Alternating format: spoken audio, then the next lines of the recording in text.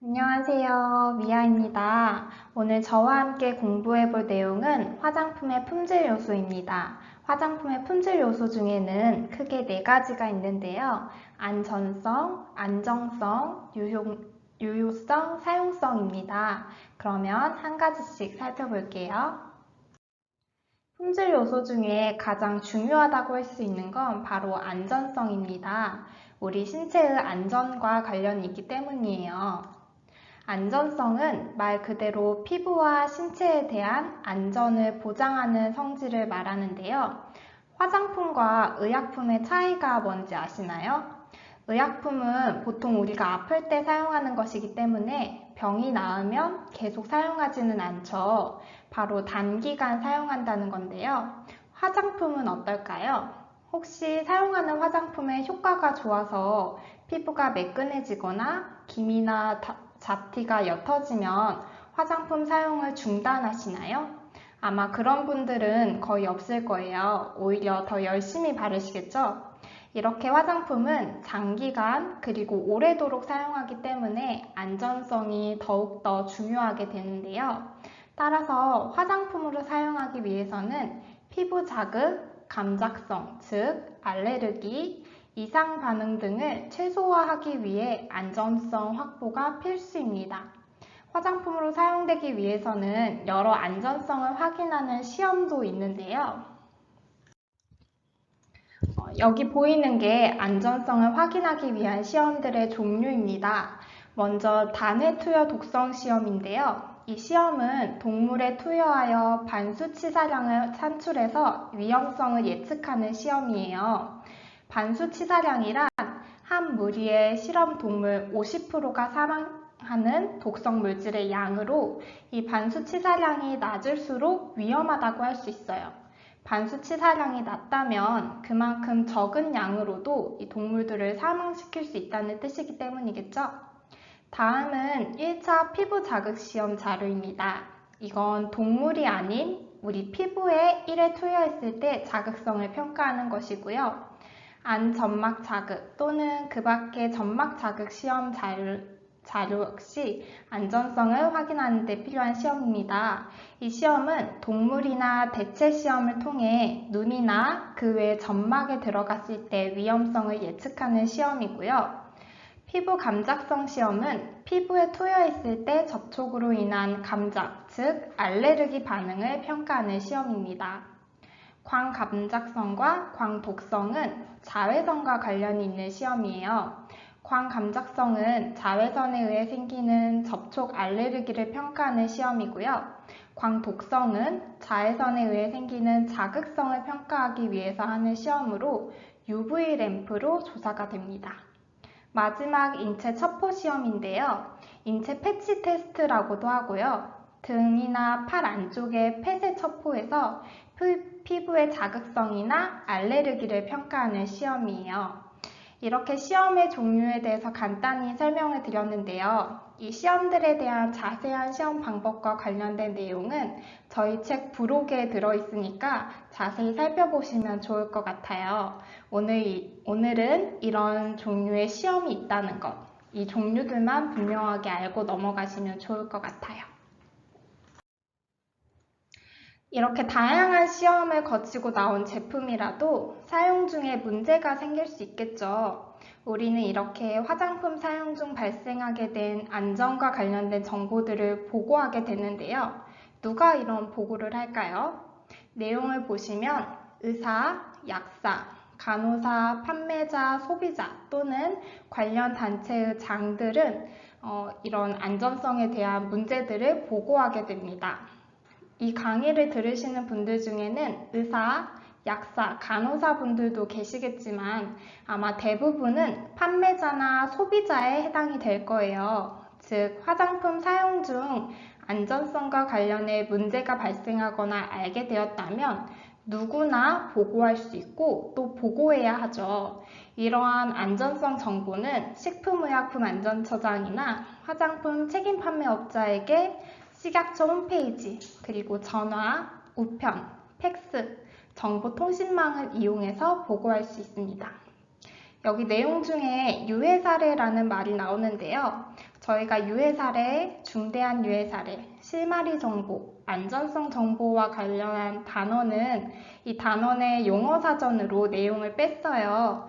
여기서 간단히 설명드리자면 유해 사례란 화장품 사용 중에 의도치 않게 우리가 화장품을 만들면서 그 누구도 내가 만든 화장품을 쓰고 부작용을 겪길 바라진 않잖아요. 그런데 이렇게 의도치 않게 화장품을 사용하고 부작용을 겪게 되는 바람직하지 않은 징후, 증상, 질병들을 유해 사례라고 말하고요.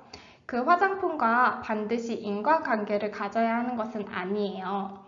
그리고 중대한 유해 사례란 방금 살펴본 유해 사례 중에서도 우리 생명에 치명적이라고 해야 할까요? 위험하게 만드는 경우에는 중대한 유해 사례라고 합니다. 용어 사전 내에 이에 해당하는 경우 5가지에 대해서 잘 나와 있으니까 참고해서 보시면 좋을 것 같아요. 다음 실마리 정보는 유해 사례와 화장품 간의 인과관계 가능성이 있다고 보고된 정보나 그 인과관계가 알려지지 않거나 입증 자료가 불충분한 것들을 말하고요. 이렇게 화장품과 관련한 안전성, 유효성에 관한 새로운 자료나 유해 사례 정보들을 우리는 안전성 정보라고 부르고 그 정보들을 식약처장 또는 화장품 책임 판매업자에게 보고해야 하는 것이죠. 또한 화장품 책임 판매업자라면 유해 사례 중에서도 중대한 유해 사례에 해당하거나 판매 중지, 회수에 준하는 외국 정부의 조치, 그리고 이 각각의 경우에 그와 관련해서 식약처장이 보고를 지시했다면 안전성 정보를 알게 된 날로부터 15일 이내에 보고해야 합니다. 이걸 우리는 신속보고라고 부르고 있어요. 그리고 신속보고에 속하지 않은 안전성 정보는 정기보고를 해야 하는데요. 매 반기 종료 후에 1개월 이내 7월 또는 1월에 식약처장에게 보고해야 합니다. 이 정기보고에도 예외가 있어요. 예외사항은 언제나 중요하겠죠? 상시 근로자 수가 2인 이하로서 직접 제조한 화장 비누만을 판매하는 화장품 책임 판매업자는 정기보고의 예외 대상이니 기억해 두시면 좋을 것 같아요. 다음 성질은 안정성입니다. 안정성은 바뀌거나 달라지지 않도록 하는 성질이에요. 그래서 화장품이 만들어진 상태 그대로 일정하게 유지되게 하는 거죠. 그래서 화장품은 물리적, 화학적으로 변화가 없고 미생물 오염이 되지 않아야 해요. 물리적 변화라고 한다면 분리, 침전, 응집, 결화, 휘발, 고화 등이 이에 해당이 되고요. 화학적 변화라면 변색, 변칙, 오염, 결정, 석출 등이 화학적 변화에 해당이 돼요. 예를 들어 집에서 토마토를 갈아서 주스를 만들었어요. 이 마시고 남은 주스를 냉장고에 보관했는데 물과 건더기가 층이 나뉜다면 이건 물리적 변화에 해당이 되겠죠? 근데 오래돼서 냄새가 나고 색이 변하게 된다면 그건 화학적 변화라고 할 수 있을 거예요. 아마 이해가 잘 되지 않는 분들은 그냥 간단하게 화학적 변화의 예만 외워두신다면 나머지는 물리적 변화라고 추측할 수 있겠죠? 다음은 화장품의 안정성을 확인하는 시험의 종류입니다. 4가지가 있는데요. 오늘 이 시험 방법까지는 자세히 알기보다는 이런 종류가 있다는 것만 알고 넘어가시면 좋을 것 같아요. 먼저 장기 보존 시험입니다. 화장품을 얼마나 장기간 보존할 수 있는가 알아보기 위한 시험이고요. 가속 시험은 단기간의 가속 조건에서 화장품의 안정성을 유지할 수 있는지 평가하는 시험입니다. 다음 가혹 시험인데요. 이 가혹 시험은 가혹 조건에서 화장품의 안정성을 확인하는 시험입니다. 한국도 사계절의 온도 차이가 많이 나는 편이잖아요. 그렇게 기온이 낮거나 높아졌을 때 화장품이 얼거나 분리되거나 하지 않는지 그러한 안정성을 시험하게 되고요. 다음은 개봉 후 안정성 시험이에요. 화장품을 사용하기 위해서는 개봉을 해야 하죠. 샘플 화장품이 아닌 이상 한 번에 화장품을 다 사용하기란 힘들 거예요. 또 개봉을 하게 된다면 화장품의 내용물이 산소나 또 그 밖에 공기에 섞여 있는 미생물, 오염물질과 접촉하게 되는데 그럴 때 화장품이 변하지 않는지 확인하기 위한 시험입니다. 화장품의 성분 중에는 안정성 시험 자료를 보관해야 하는 의무 대상이 있습니다. 여기 나와 있는 5가지 성분을 0.5% 이상 함유하고 있는 제품이라면 안정성 시험 자료를 최종 제조된 제품의 사용 기한이 만료되는 날부터 1년간 보존해야 하는데요. 레티놀, 아스코빅 애시드, 토코페롤, 과산화 화합물, 효소입니다. 익숙한 이름이 뒤쪽으로 보이시죠? 비타민 A, 비타민 C, 비타민 E가 있는데요. 이번 기회에 이 이름들을 레티놀, 아스코빅 애시드, 토코페롤로 외워두신다면 이 뒤에 화장품의 성분들을 공부하실 때 그 성분들을 외우실 때 더 도움이 되실 거예요. 이 5가지 성분은 매우 중요하니까요. 꼭 외워두시고 넘어가 주시면 좋을 것 같아요. 다음은 유효성입니다.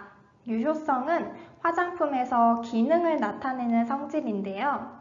우리는 화장품을 사용하는 목적이 다 있잖아요. 미백이나 주름 개선, 자외선 차단, 세정 등 다양한 이유로 화장품을 사용하죠. 그런 효과를 나타내는 성질을 유효성이라고 하는데요. 이 유효성은 안전성보다 우선시 될 수 없어요. 즉, 기능을 더 좋게 만들기 위해서 안전성을 희생해서는 안 된다는 말입니다. 유효성, 기능에 관한 자료로는 이 4가지 시험 자료가 있는데요. 이 시험 방법에 대해서는 부록에서 자세하게 다루고 있으니 참고해 주시면 좋을 것 같아요. 먼저 효력 시험 자료, 그리고 인체 적용 시험 자료입니다. 인체 적용 시험은 사람을 대상으로 실시하는 효능, 효과 시험, 연구로 이 시험을 수행하는 기준은 따로 있어요. 이 부분은 부록에서 확인해 주시면 좋을 것 같고요. 다음은 인체 외 시험 자료입니다. 이 시험은 실험실의 배양 접시, 인체로부터 분리한 모발 및 피부, 인공 피부 등 인위적 환경에서 시험 물질과 대조물질 처리 후에 결과를 측정하게 됩니다. 마지막 연모 효력 시험 자료는 인체 모발을 대상으로 효능 효과에서 표시한 색상을 입증하는 자료예요. 모발에 대해 색상을 입증하는 시험이 연모 효력 시험 자료입니다. 다음은 일반 화장품의 유효성 평가 방법인데요. 보습과 관련해서는 경피 수분 손실량을 측정하여 평가해요. 경피 수분 손실량이란 우리의 겉 피부를 통해 확산이나 증발로 인해서 체내 수분의 외부로부터 손실되는 수분의 양입니다. 즉, 우리 피부 표면을 통해서 얼마나 수분을 잃어버리는지를 측정 기기를 통해서 측정하는 거예요. 또 수렴과 관련해서는 혈액의 단백질 응고 변화량을 측정해서 평가하게 됩니다. 다음 마지막은 사용성입니다. 사용성은 사용자의 기호에 따라 색, 향, 발림성, 흡수성, 편리함 등을 부여하는데요.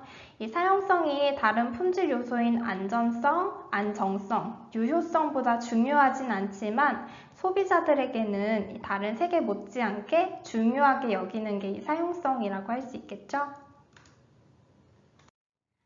마지막은 실태조사와 관련된 내용인데요. 이건 식약처장이 하는 일이에요. 5년마다 실태조사를 실시하게 되고요.